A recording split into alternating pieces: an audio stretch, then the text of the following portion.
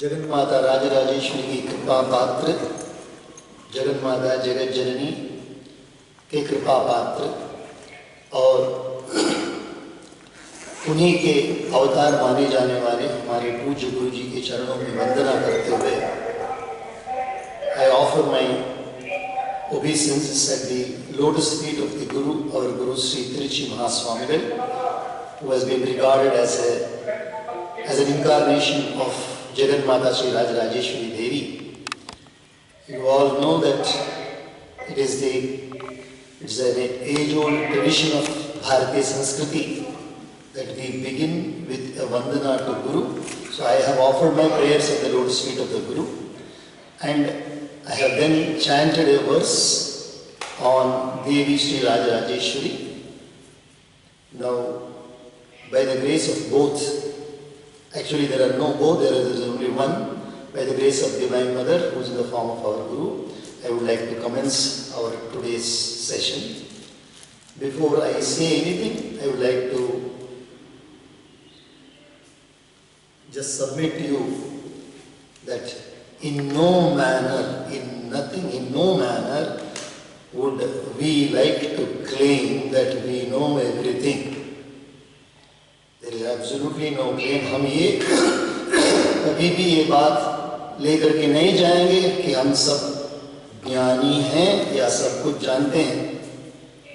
जानने के लिए बहुत कुछ है, जानने के लिए बहुत कुछ है, और जिस भी क्षेत्र में हम लोग प्रवेश किए हैं विद्या के क्षेत्र में, जो जो हमें प्राप्त हुआ है और जो हमारी बुद्धि के अंतर्गत जिसका प्रवेश हो सका है, वो हम धारण किए हुए हम बात कर रहे हैं। और इस सत्र के दौरान हम चाहते हैं कि उदारता का भाव बने रहे। उदारता का मतलब ये होता है खुला मन, हमारा मन एकदम खुला रहना चाहिए, और ये जानना चाहिए कि मनुष्य मात्र का ये स्वभाव है कि हमारे में दोष होते हैं, और दोषों को बगल में रख करके ज्ञान के पिपासु के नाते ज्ञान प्राप्त करने की इच्छा, जिसको बोलते जिज्ञासा को लेकर के आगे बढ़ेंगे। So I will be speaking both in English and Hindi if it is okay. I am sure it must be okay with you. Okay. So first one. बिल्कुल ठीक है। मैं ये वीरेंद्र गुप्ता जी से आग्रह करूंगा वो म्यूट कर लें। स्वामी जी के अलावा बाकी सब लोग म्यूट रहें please. Yes, that will be nice. If others are muted, then you all will be able to have a good session. What we call as भारतीय संस्कृति, जिसको हम भारतीय संस्कृति कहते हैं, ये भारतीय संस्कृति का आधार क्या है और किस प्रकार से इसका विकास हुआ है इस संसार में, किस प्रकार से ये जो ज्ञान की राशि है, जो भारत का धरोहर है, how this treasure of knowledge which is in Bharat, how it has evolved, and how it is contributing to the well-being of the entire globe. That is what we are going to understand now. So, for example, if you take ourselves, how we have come into the contact with this beautiful treasure house of knowledge. So, right from childhood, right from school days, we have been hearing about prayers, we have been hearing about gods, we have been hearing about the different forms of gods, and the houses, that is the people who have been brought up in a basic Bharatiya Sanskriti, we are all introduced to Guru, we are all introduced to Ganapati. We have heard the names of Shiva, we have heard the name of Narayan, Vishnu, and then Krishna Bhagavan, Ram, Anjani, Hanuman. So all these names we would have heard, and our parents and our elders would have taken us to temples to have darshan, and then we would have had darshan, we would have chanted some shlokas, we would have chanted some naam. All this we have been doing, but gradually as the we understand more and more, and we have the new type of a development of the intellect, which is a questioning intellect, a reasoning intellect. So gradually we start questioning. And when these questions are, they are not, the answers to these questions are not readily available with us, then what we do is we seek the help of others whom we think they can address our questions. So that way, after a lot of questioning, then ultimately we seek the refuge of a guru. We seek the refuge of a guru. The word guru means naturally, gu means andhakar and ru means prakash. This is the original etymology of the word guru, which means gukaras andhakarasya rukaras tannirodhakaha andhakar nirodhitvad gururitya vidiyate. That means the word gu means darkness and ru means prakash. The one who removes the darkness in the form of light, that's called as guru. So now, after reaching the guru, what we have learned, I am going to convey to you. The first and foremost is what we have learned is that the entire body of knowledge of Bharat is called as the Vedas. So all of you please understand this. I am sure many of you have already studied a lot, and given that you have all studied in such reputed institutions and you are already actively engaged in so many wonderful developmental activities, I am sure you would have definitely read something or heard something, attended satsangs, participated in debates. It's the fundament of knowledge of the entire Bharatiya culture. Whatever you may state, if you want to use the word Bharat, and say the knowledge of Bharat, you cannot deny the fact that it is all from the Vedas only. Everything has got the fundament in the Vedas. So now what is this Veda? The word Veda has come from the root called as Vid. The word V-I-D, if you put it in English, is Vid. The word Vid means, it has got four meanings from the etymological point of view. It is from the Sanskrit classicals, you have four meanings. But if you take an original etymological dictionary of Sanskrit, you get the word Vid, which means Vidjnani. Vid means knowledge. It's a plain meaning, absolutely straight meaning. Vid means jnana. From Vid only the word Ved has come, which means a body of knowledge. First thing. The second thing is, Vid also means Vicharana. Vicharana means analysis, contemplation. Vid also means contemplation. The third meaning of the word Vid is Labha. Labh means benefit. In the human context, when we say benefit, that which gives us joy, that which gives us happiness, and that which we welcome. That is called as Labha. Then, fourth one is Satta. The fourth meaning of the root Vid is Satta, which means existence. So this existence itself is a big question. We will not come to that point now. Basically, the word Veda has an indication of four matters. The first one is knowledge. The second one is Vicharan or analysis. The third one is Labh. Labh means benefit. And the fourth one is existence. So from this point of view, only the word Veda has come. And now what are these Vedas? So if you ask a simple one-line answer to what are the Vedas, they are the root of Dharma. That is how it is defined. Vedo Akhila Dharma Moolam. Vedo Akhila Dharma Moolam.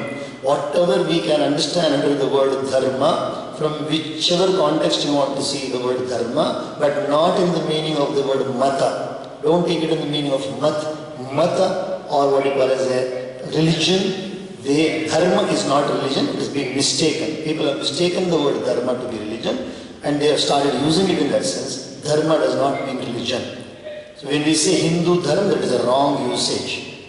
When we say Christian Dharma, it is a wrong usage. There is nothing called like that. The word Dharma originally means the power of the balance of the world.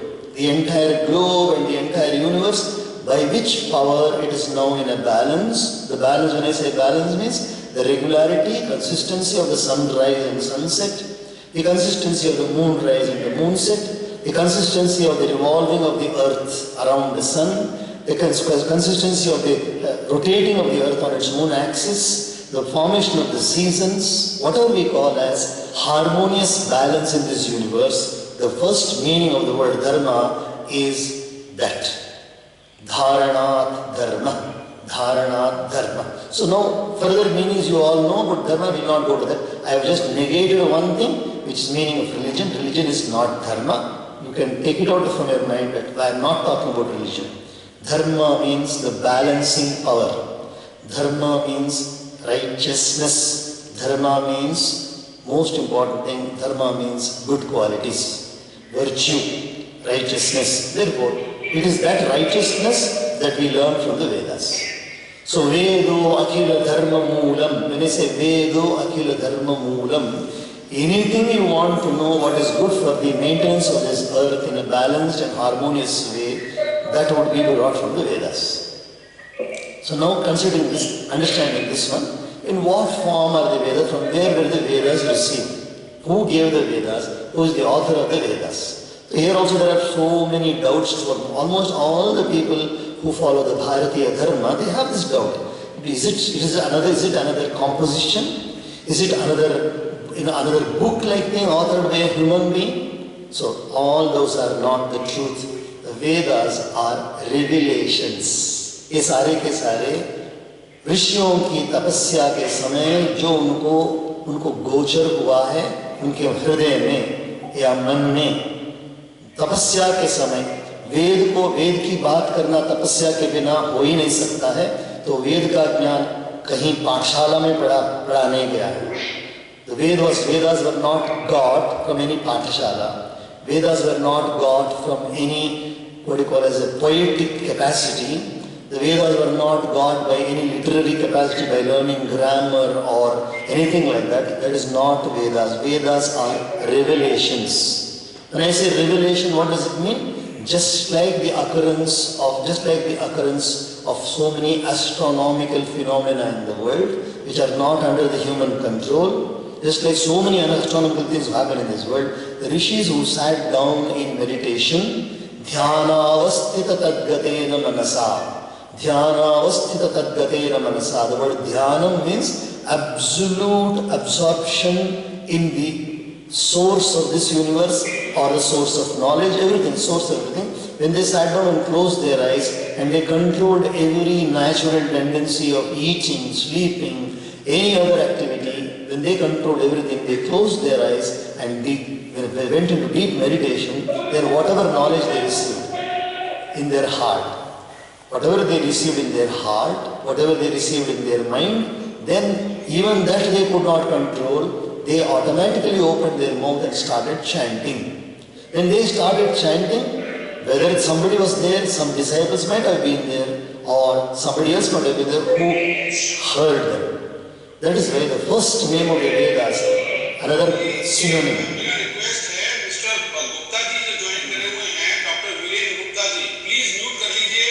आपकी तरफ से बहुत disturbance आ रहा है, सुन नहीं पा रहे हैं स्वामी जी को ठीक से। Doctor Gupta ji, Vijendra Gupta ji, please mute yourself. We have been requesting on the chat. Yeah, thank you very much. Swami ji, continue करिए। Yeah. So the first synonym, the पहला पर्यायवाची शब्द। ग्रीन अगर टच करेंगे तो नीचे में माइक का साइन आएगा, उसको दबा लीजिए।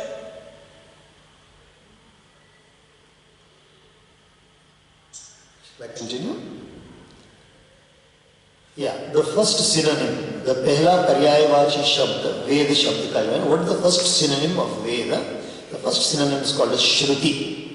The word Shruti means Sunagaya, that which was heard. Therefore, you will find in the classical texts, wherever there are commentaries. Yes. Hello?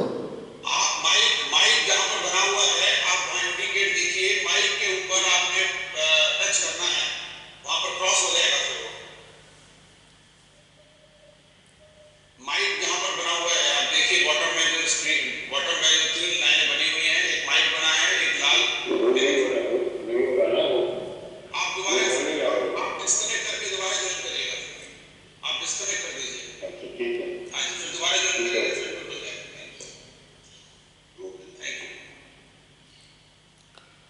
So the first synonym of the word Veda will be Shruti. Shruti का मतलब होता है जो सुना गया, that which was heard. Therefore, when I say heard also, again people will mistake. They will think that it was heard through these ears, through the normal auditory sense. Again, there also there is another change. It is not just heard from the ears, it was a revelation from the heart, inside the heart of the rishis.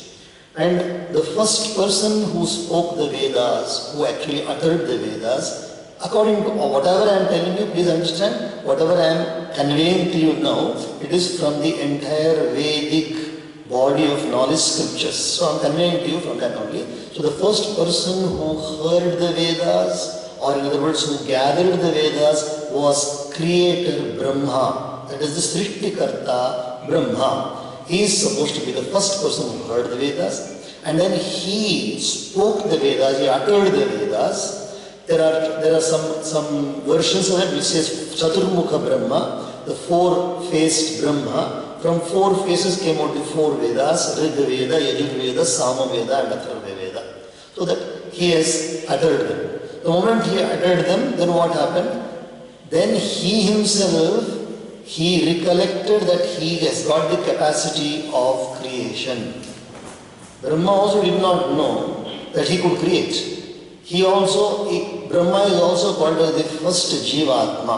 He is called as the first individualized consciousness. Brahma is called as the Pehla Vyaktigata Chaitanya or individualized consciousness. So the moment Brahma got this, then he did not know what to do. Then he actually sat down, he heard the word, he heard the Adesh, the order Tapa, Tapa, Tapa. As he began to do the Tapasya, then he got the knowledge of the Vedas, he got the knowledge of creation, and then from his mind many people are born. Those mind-born people are called as Manasa Putras. Those mind-born people, because we can also logically think, but here there is a small logic which we have to apply, now everybody who is present here in this world as of now, including myself and yourself, all of us who are present here, we all have emerged from the womb of a mother. Therefore we have parents, father and mother. Some people may not have seen their father, but they have to necessarily be born from the womb of the mother. Some people may not know their mother also, but definitely they will be born from the mother. And nowadays when we have test tube babies also, again it requires a father counterpart and a mother counterpart compulsorily. So therefore we know that our origin is from parents. But what about the original parents? I told you Brahma just appeared, he manifested not because of any father and mother. He came from the Navi of Narayan. What exactly is that? We will not analyze that, we will just listen, understand. No? He emerged from the Navi of Narayan on a lotus. So Brahma is the first manifest, what you call the individual soul. Then from Brahma came two types of manifestations. One manifestation is called as the sannyasi manifestation or the renunciates. The other manifestation is called as the people who have a family. So two types of manifestations. So those two types of manifestations, we have the Saptarishis and we have the Sanaka, Sanandana, Sanatana, Sanat Kumar, the sannyasis. So like this we have two, and then onwards Prajapatis also came out, and then came females also. There were females also who were Manasa Putris. So Manasa Putras, we have 7 Manasa Putras, Rishis, Sapta Rishis, and we have 4 Sannyasi Rishis called Sanaka, Sanandana, Sanatana, Sanatkumara, and these 4. And then we have Manasa Prajapatis, from Brahma came the Prajapatis, and from the Prajapatis also had the power of manifestation by the mind, and they had daughters. And when they had daughters, then they gave their daughters in marriage to the Rishis, and through the Rishis, the present day, what we call as the present day progeny, the present day Santan started coming. That's why we have what we call as Gotras, etc. So this is as per the creative parts of Vedas, Shruti, second name is Shruti, and then we also have, we say Amanaya. When we say Amanaya means the final authority. Amanaya means final authority.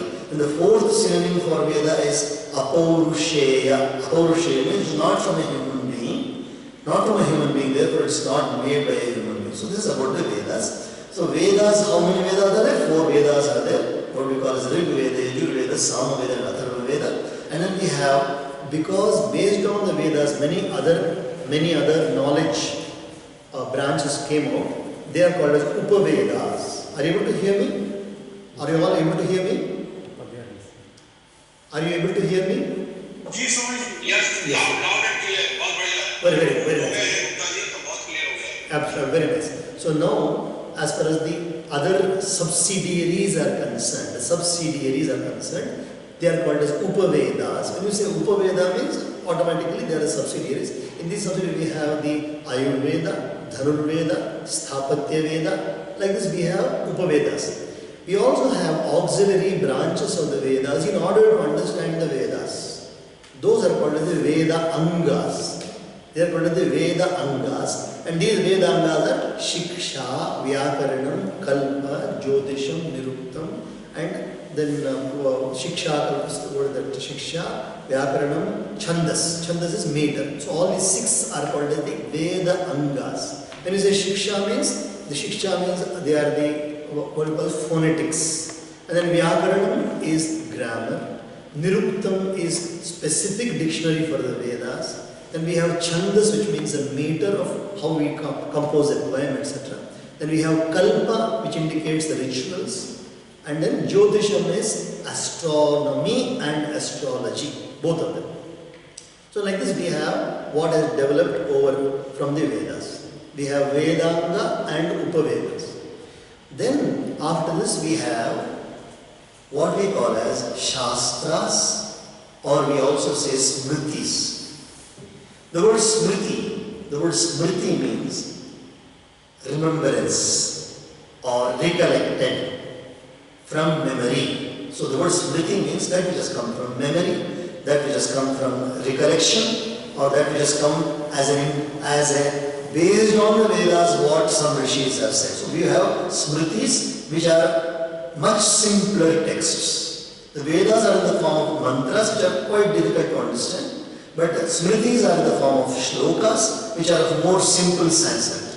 So in these Smritis you will find the name, normally the Smritis are named after the rishi who was given the Smriti to us. So you may find, for example, Yajnavalkya Smriti, which means the rishi Yajnavalkya gave it to us. Similarly you find Bhrigu Smriti, the rishi Bhrigu has given it to us.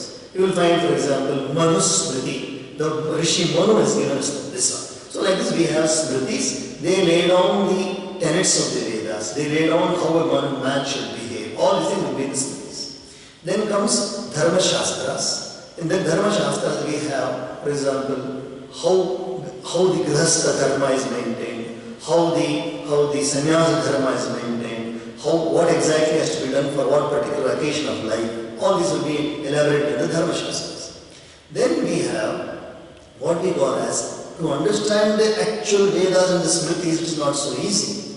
So we go to the next set of texts called as the Idihasas and Puranas. Normally in the Hindi or in our local languages of Bharat, if we say Itihasa, it means history. The word Itihasa means history. The actual split of the word is Iti, means in this manner. Ha means certainly. Asa means it was. Therefore it was like this. Itihasa means it was like this. What was like that? This is the way people lived in the past. For example, we have the Yuga system, Chatur Yuga system. This Chatur Yuga system you can find elaborated in the Puranas. This Chatur Yuga system says that there are 4 Yugas called as the Satya Yuga, Treta Yuga, Dwapara Yuga and Kali Yuga. So these Kali Yugas, you find that the nature of Kali Yuga is different from the nature of Dwapara Yuga. The nature of Dwapara Yuga is different from the nature of Treta Yuga. And the Treta Yuga nature is different from the Satya Yuga. So these Yugas are there, you have Yuga Dharmas. So depending upon this one, the Itihasas which are Ramayanam and Mahabharatam. Ramayanam is called as the Adi Kavya. It was authored by Rishi Valmiki. He has authored it, it's called as Valmiki Ramayanam, which is the narration of Paramatma incarnating as Sri Ram. So it's called as Rama Ayanam. The word Ayanam means guideline or the path to Rama, or the narration about Rama. So it's Ramayanam. Then we have the Mahabharatam, which is also called as Itihasa. The Mahabharatam was authored by Bhagavan Vedavyasa Rishi. And in this we have the description of different Vamshas. That is the Surya Vamsha. In the Ramayana was Surya Vamsha, and the Mahabharata is mainly the Chandra Vamsha. So we have the descendants of the solar race and the lunar race. We have a description of how they lived, all that we get in this one. And you will find that they are all, both of them are minimum, that is, they will definitely mention the Vedas. Therefore, you can 100% be sure that Ramayana is an offshoot of the Vedas. Mahabharatam is an offshoot of the Vedas. They will completely they will concur with the Vedas. They will definitely mention about the Vedas. Then we have Bhagavan Vedavyasa Rishi gave us another wonderful set of treasures of knowledge called as the Puranas. And these Puranas are 18 in number. There are Upa-Puranas, so just like we have Upa-Vedas, there are Upa-Puranas also. So in these Puranas you will find that is Madhvayam, beginning with Madhvayam, means Matsya Purana, Markandeya Purana. Madhvayam, Bhadvayam, Bhavishya Purana, Bhagavata Purana. And then Bratrayam, Brahma Purana, Brahmanda Purana, Brahma Vaivarta Purana. So like that we have 18 Puranas. In these 18 Puranas you have a detailed account of Paramatma's incarnations, how Paramatma has manifested on this earth, and what are the leelas Paramatma has done, all that we find in these Puranas.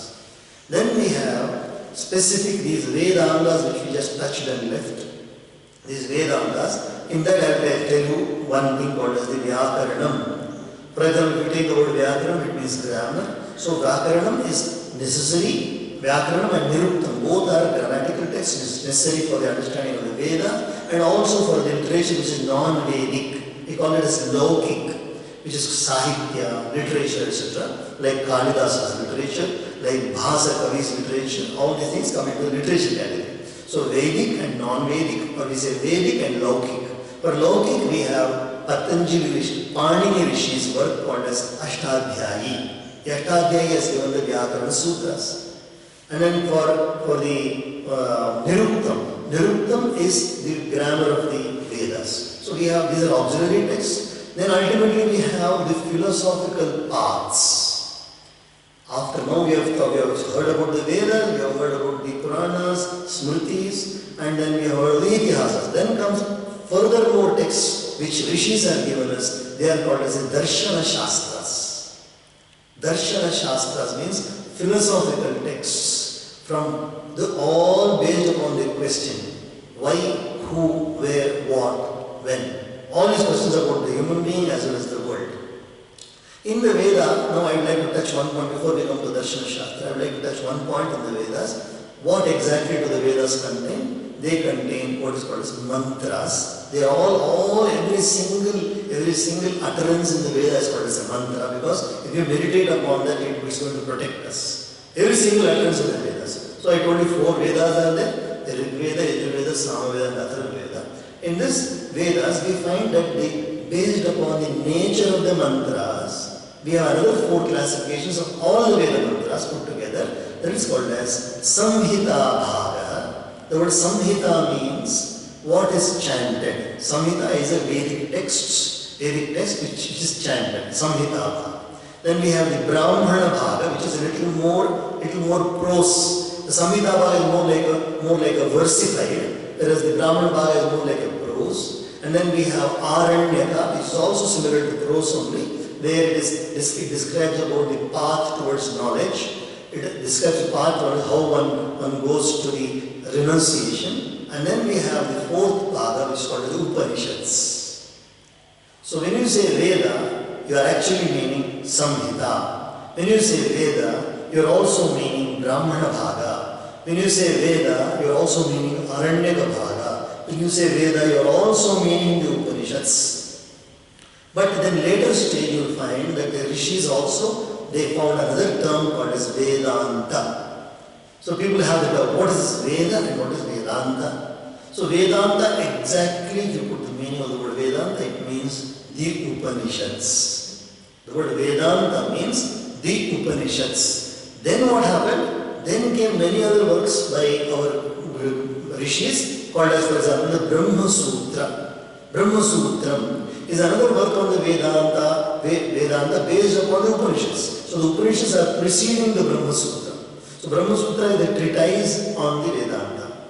Similarly, after that we have some more texts which come like Sahitya. Sahitya is all like literature where Kalidasa, as I told you, Kalidasa has written, or many other great poets have written. So these poets, what they did, they took the tenets of the Vedas and from the Puranas they gathered something and then they gave us very beautiful poetry.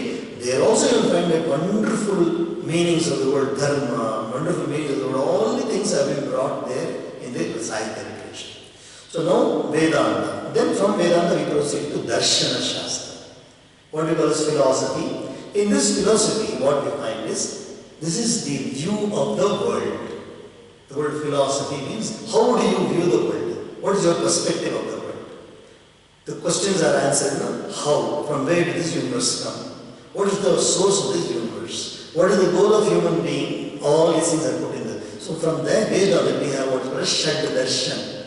We have 6 darshanas, which are superb works, excellent works, they are Shad Darshanas. And then we have what is the Purva Mimamsa, which is directly related to the Veda. We have the Uttara Mimamsa, which is also called as Vedanta again.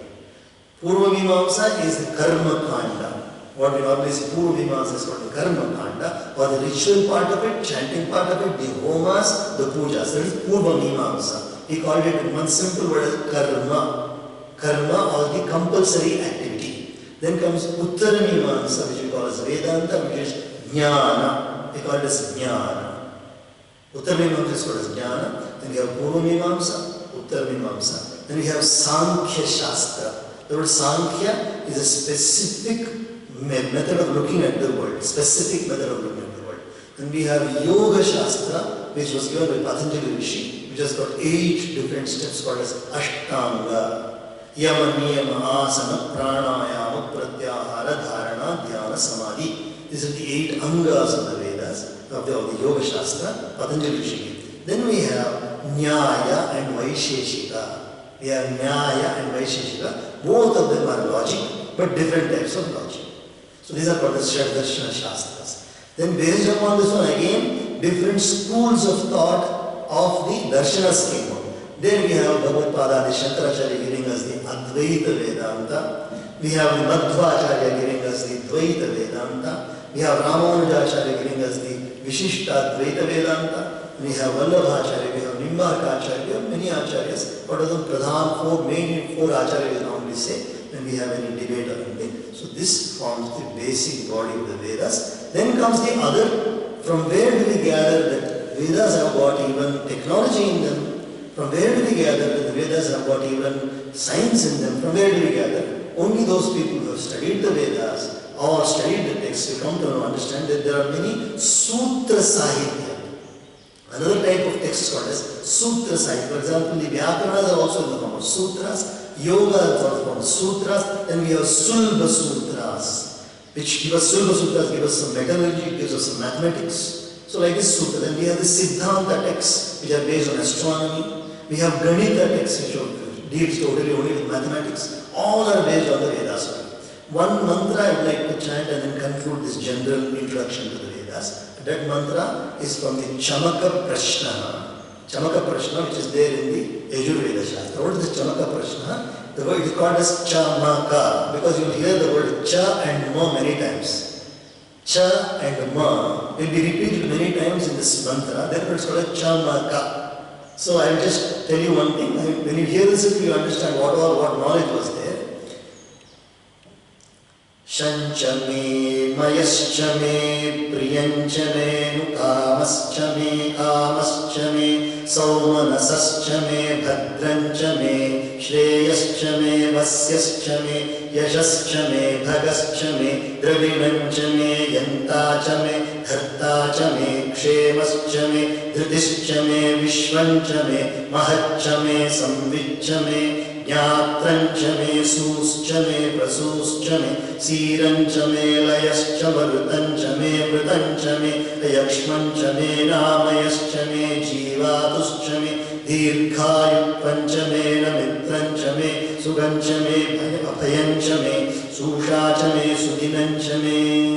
Then you have further text you have Ashma cha me, Vrittika cha me, Girayascha me, Parvatascha me, Sikatascha me. And these all these if you hear you see what may means. The word may means may in English I say. The word Sanskrit may means may gods or Paramatma give me these things. This is the desire. This is an expression of the desire, and this is chanted during homas. This is chanted during Shanti rituals. This is called as Chamaka Prashna. Now, I would like to pause here with the introduction, and I would welcome you to stick to the basic tenets, so that if you have any basic doubts regarding, for example, what is birth, what is life, what is the Rastasana, like this we have general questions. Regarding the specific technical questions, called as, for example, science and technology, I would like you to send queries specifically which you can take up in the next session. Today let us have a general questionnaire. Please go ahead, Vijay Pandeyji, and all of you are welcome to put your questions. Among this one point, I think Mr. Vijay Pandey stressed about the quantum. There was a query. Pandeyji, can you repeat that to me once again? Pranam Swamiji, we have one of our colleagues, alumni, Tanay Bansal here. He is working on the physics, quantum physics, and he is working on quantum computers. So, Tanay, can you tell your question yourself here? If you can unmute and tell yourself. Tanay, you are muted.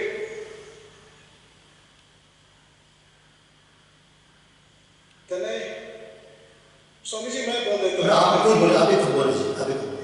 Swamiji is working on quantum computers. The computers are using quantum level systems for storing and processing memory. So what he is saying in that, what is happening is, as of today, when the processes are run, an algorithm is run, it is unpredictable. Sometimes it gives a successful result, other times it may not. And scientists are still trying to find out why it is happening. When he is saying that when he runs the algorithm and he does a meditation and prays for the success of the result, actually the chances of being successful increases, and this increase is quite appreciable. So he was wanting to know whether consciousness has effect on the quantum events of the nature. Very good, certainly I understood. I would like to give one small incident which happened in Illinois, New York State. It was about 8 years back. One of our devotees from Illinois, his name is Raghu, he had sent a mail to his parents, and the content of the mail was, please convey to Swamiji that the lights, we don't have lights since 1 week in Illinois. They don't have lights. Or there was a breakdown, and they did not have lights. So please tell Swamiji, convey to Swamiji, it has become very difficult here. So just for a moment, I took that mail and then conveyed to that person that he should chant one particular mantra. And I get a mail after 24 hours that the lights have come. And that too only in the street of that person. So now this is an indication of a conscious application of a Shakti, which all of us have, but that is dormant in us. And this conscious Shakti, which we call as power, it influences every single, what we would call as inert. In our language, the computer is an inert invention. It's inert. It requires definitely the application of a consciousness in order to function. But all the inert objects, whether it is a stone, whether it is a mud or anything, can be influenced by the consciousness 100%. But it all depends upon the state, or what you call how much the consciousness is evolved. In fact, there is one book called as the Psychic Discoveries Behind the Iron Curtain, which I would suggest that all of you could get that book and read it. In that there is an elaborate description of the ESP, what we call extrasensory perception, or even that is parapsychological happenings. In this parapsychology, what happens is one can consciously alter many things. Yes, Vijay. Yes, Swamiji. I will request other IT alumni that if they have generic questions at the moment, you can please ask your questions. You have to unmute your mic and ask your question. Yeah, this is Anand Prakash. Swami ji धन्यवाद बहुत बहुत आपके जो ज्ञान आपने share किया। मेरा simple सा क्वेश्चन, जब आपने शुरुआत में ये बताया कि ब्रह्मा की उत्पत्ति हुई विष्णु के नाभि से, और उसके बाद आपने कहा कि मनसपुत्र ब्रह्मा जी ने बनाए, ये जो प्रोसेस मनपुत्र का जो प्रोसेस है, इसको थोड़ा सा अगर आप वैज्ञानिक वे में इसको समझा सकें तो बहुत अच्छा होगा। बराबर। So again, for understanding this one, we must come back to the intention of the source of the universe. अभी जो भी हम अभी a human being, whenever a human being does anything, we ask him, why are you doing this? The question why is a very important thing. Why are you doing this? So for example, I will answer the question here of this session is in order to clarify doubts, remove doubts. This is okay. So same question if it is put, because humans rarely can understand anything without a purpose. We can't understand. We all have got an intermediate purpose, we have some long-term purposes, we have long-term goals, we have short-term goals, and our life without goals is almost meaningless. So the question naturally arises as why the source wants this universe to be. So from there it starts. The Vedas themselves say that Parama, I will please repeat the Veda mantra and I will explain it to you. The Veda mantra says like this from the Upanishads: Eka ekoham bahusyama prajayeya. I will repeat it. Ekoham, I am one. I am quoting directly from the Upanishads. Okay? Ekoham means I am one. Bahusyama, I would like to be many. Prajayeya, I would like to multiply. So these three are the fundament of creation. The one source of this universe wanted, wished to become many for his own joy, her own joy, its own joy. I am using all the three genders. His own joy, her own joy, its own joy. It's beyond gender. So that entity called as Parabrahma, the source of the universe, wanted to multiply and become many. And why? What exactly is that many? Not in the human sense. The source wanted to become many, therefore it willed. The moment it willed, what happens? The first beings, the first and foremost beings, I will tell you one shloka from the Kala Bhairava Ashtak. Kala Bhairava Ashtak. It says, Attahasa Bhinna Padma Janda Kosha Santatim. It means just by the laugh of the Parabrahma just laughed or just smiled. From the smile of Parabrahma, there was an inherent Shakti in Parabrahma which proliferated, which just became many. And then in that many, the first many among those many things, first was Narayana. And why the form of Narayana is lying down on the serpent, we'll come to that later, but it was form of Narayana. So that was the first many, or what you call as the first multiplying factor was one. So the one came as Narayana, and that one is lying down on the Kshira Samudra, which is all part of creation, and from the Nabhi of Narayana, there is a Sankalpa of Parabrahma that there should be a creating aspect. And then Brahma arises from the Nabhi. Brahma arises from the... So now if you put it in the scientific sense, it is called as what we would term as one amoeba, splitting itself into two and becoming two. The two amoeba splitting itself into two again and then becoming four, and multiplication. So that one wills. So we don't, in the Bharatiya Shastra, without will, nothing happens. Without sankalpa. So they are operated on. बहुत अच्छा नहीं cellular multiplication I think is a very well explained. Yes. And you're right, actually intention is where even now we say this mansa vacha karmana. So mansa is nothing but intention. So first you have the intention picture, then we have the words, and then we do the action. So, Yes. so yeah, very well said. Thank you. अच्छा अच्छा anything else please? जी और किसी का question है? हमारे पास अभी 10 minute है। और किसी का अगला सवाल? स्वामी जी, मैं आपसे एक सवाल पूछना चाहूँगा। तो मैं एक्चुअली फिजिक्स का स्टूडेंट रहा हूँ और क्वांटम मैकेनिक्स में मेरा थोड़ा ज़्यादा इंटरेस्ट रहा है। तो क्वांटम मैकेनिक्स में एक चीज़ बोली जाती है, एक इंटरप्रिटेशन है उसका कि many words interpretation of quantum mechanics, जिसमें बोलते हैं कि ऑल पॉसिबिलिटीज को exist and it is our conscious observation which leads us to a certain possibility, and it happens in the present moment all the time. So based on this interpretation, I have one application of it in mind in the real world, through which I think a lot of well-being can be generated for humanity. So I wanted to discuss that idea with you, and maybe you can give some insights. So अभी क्या है कि quantum level systems का जो हम potential leverage कर सकते हैं, उसके लिए क्वांटम कंप्यूटर्स जैसी चीज़ बनाई गई है। तो क्वांटम कंप्यूटर्स के अंदर यही फिनोमेना यूज होता है कि हम बेसिकली बहुत सारी पॉसिबिलिटीज़ जहाँ पे हो सकती है वहाँ पे एक ऑपरेशन लगा के सर्टेन कैलकुलेशन की साइड बायस क्रिएट करते हैं, but still because of the randomness वो चल नहीं पाता, क्योंकि उसकी रैंडमनेस को कंट्रोल करने का भी तरीका साइंटिस्ट लोग ढूंढ नहीं पा रहे। तो मेरा ये एक सोचना था कि अगर हम कॉन्शियसली अपने विल पावर से, जैसा आपने बोला कि will power is like foremost thing through which we can enter the worlds of our choices.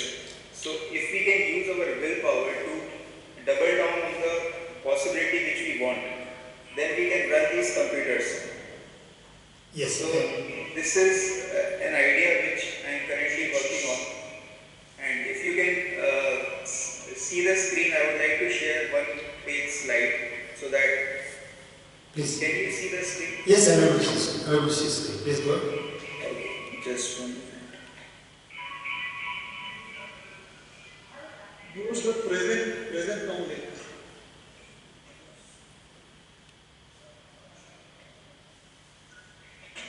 Present now. आपको I think वो present now press करके and then you have to, yeah, it is coming up now. Correct, it is coming up. Yeah, I can see the screen. Can you see? Yes, I can see the screen. Please explain. I can see it. So, okay. So this is like our quantum computer. Schrodinger's cat से इसको काफी humorous way में explain किया जाता है कि cat is either dead or alive, both at the same time before you observe it. तो यहाँ पे quantum computer actually क्या है कि बहुत सारे electrons को use करके बनाया गया है. Electrons are like Schrodinger's cat. अब ये electrons को साथ में ये लोग coherently entangle करके रखते हैं, और उसमें because of some noise ये हर बार अलग-अलग outcomes देता है. जैसे ये outcome आ सकता है, ये आ सकता है, ये आ सकता है. But this is the outcome which people want. Sir आप मेरा कर्सर देख सकते हैं? हाँ दिख रहा है. हाँ. So this is the expected outcome which people will want out of an operation when we run on this computer. Yes. So, and this system is like completely isolated from all the coarse interactions which we call classical interactions. Okay. So, my idea is that if a set of human beings try to consciously manifest the outcome out of all the possibilities which exist, then we can actually get the right outcome on our screen flashing in front of our eyes in the present moment. So, I will just, can I interrupt a moment? I'll just interrupt you. No problem. See, there is one system, and that particular system means the capacity of each and every one of us is not the same as far as conscious willing is concerned. The Sankalpa Shakti of a human being is divided into three, called as Ichha Shakti, Jnana Shakti, and Kriya Shakti. I hope you are able to follow. Yes, I can understand. So the Sankalpa Shakti or the will power, which is actually the conscious application of the consciousness, It's divided into three. That's why we have what we call as Saraswati, Lakshmi and Parvati. So we say Ichha Shakti, Jnana Shakti and Kriya Shakti. And these three Shaktis, Ichha Shakti, Jnana Shakti and Kriya Shakti, they are evolved in different people at different levels. So what we could, for example, suggest, I would suggest for you to do is, we will take one mantra, and that mantra will be chanted by 8 people. It will be chanted by 8 people for 48 days in the vicinity of the computer. Okay. Once they chant that, then all 4 will come to one particular level of evolution because of the chanting of the mantra. And then you will take a sankalpa and say, this is what we want. You are going to express your desire. Ichha Shakti, you are going to express it. And then you attain the knowledge of doing that one and then you put it into action. Ichha, Jnana and Kriya. Okay.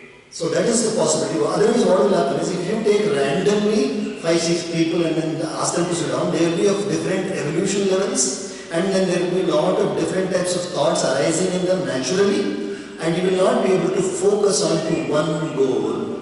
Why I am telling the number of 8 is because Ganapati, there is one Ganapati mantra called as Ganapati Atharvashesh mantra. In this Ganapati Atharvashesh, it says Ashtau Brahmanan Samyak Grahayitva Suryavarchasvi Bhavati. Ashtau Brahmanan Samyak, if you take 8 Brahmans, which means 8 scholars, which means 8 singly committed people with one goal, then you are going to bring them all into almost like a hypnotic state. You will be bringing them all into one conscious state and then you put the will forward. When you put the will forward, then that will becomes manifest. Okay. You will understand what I am saying? Yes, I understood. So suppose you I think you are giving a like foolproof method to do it. absolutely foolproof and that is what you call as verifiable method. I have done this and this should be the result. So one more thing I would say that as like this could be the best thing which we can do, but depending on our level of willpower, there should be different outcomes. That is how I think that maybe if our let's say One that more interruption. I would like to interrupt one second. You will find that in these mantra chantings, some compulsory conduct is there. Because consciousness is so subtle. Consciousness is so subtle that if this body is not able to, for example, it's like trying to harness an energy in an ineligible container. Trying to harness an energy in an ineligible container. There is a container and the container itself is so weak that the energy is so strong it breaks the container itself. So the persons who are going to do this chanting also, they have to observe Brahmachari Vrata. They have to observe certain food conduct. They have to observe certain mauna also, silence, to actually become proper agencies for the willpower. okay. Yes. मैंने आपको एक बार और भी जो experiment करके है you can share that data which I shared with Swami ji. You will couple of people wanting to ask question. Ashwin Bhatia ji, आप पूछिए. Yes, I can hear. Can you hear me? Yes, always. Yes, Swamiji, very grateful to you for taking this time out before I ask my question. Very enlightening, though it is just the beginning part. So my question today is about, you talked about the power of manifestation with that consciousness from the source. Now my question is, if there are so many now millions and billions of people, and all of them have their own manifestation that they want, and if one's manifestation is actually conflicting or at the cost of somebody else's manifestation, assuming, how does the source or how does the universe or decide which manifestation will come true and will not come true? That is the gradation, that is the degree of power. That's why we have Rama Ravana Yuddha. And Rama and Lakshmana were actually, they were put down by Ravana many times, they fell down many times. But ultimately when Rama got the Upadesha of Aditya Hridayam from Agastya Rishi, then only he could actually slay Ravana. So the degree of manifestation of this power, it's like saying, you must have heard the word Maharathi. Have you heard the word Maharathi? Yes. Arjuna was Maharathi, Yudhishthira was Maharathi, all the 5 Pandavas were Maharathis, Duryodhana was Maharathi. So the definition of the word Maharathi is, a single Maharathi can handle 10,000 soldiers of different capacities without being hurt even bal bhi baka hue bina. So you can imagine the power of the Maharathi, 10,000 soldiers attacking with maces and spears and swords and arrows, but none of these can touch the Maharathi because he is so skilled in that one that none of these can touch him. Similarly, the one who has got a very Dhrida Sankalpa, his Sankalpa cannot be touched upon by anybody, by any influence. And the Sankalpa, just to follow up on that, one last bit, the Sankalpa does not vary with intention, good or bad, or is it just the Sankalpa is very strong and the intention is not? Intention also. What is the right intention? Intention is also very important. Intention is also very important. So we say, Dharma ki jai hota hai. So if the intention is wrong and Sankalpa is strong, Indrajit wanted to conduct the Homa, but Hanuman came and disturbed him. The son of Rama, Indrajit, wanted to do a Homa by which he would become invincible. Nobody could kill him. But Hanuman went and disturbed because it is not Dharma. What Indrajit is doing is not Dharma, and Dharma is Hanuman. He comes and disturbs. Always Dharma will win. Thank you very much, sir. Hope to hear from you. Thank you very much. Very nice. Vijayji, it was a pleasure. It was a pleasure to address all of you, and I consider it as a grace from Param Pujya Guruji that we are able to share this beautiful knowledge. Hari Om Tat Sat. Hari Om Tat Sat. Namaste.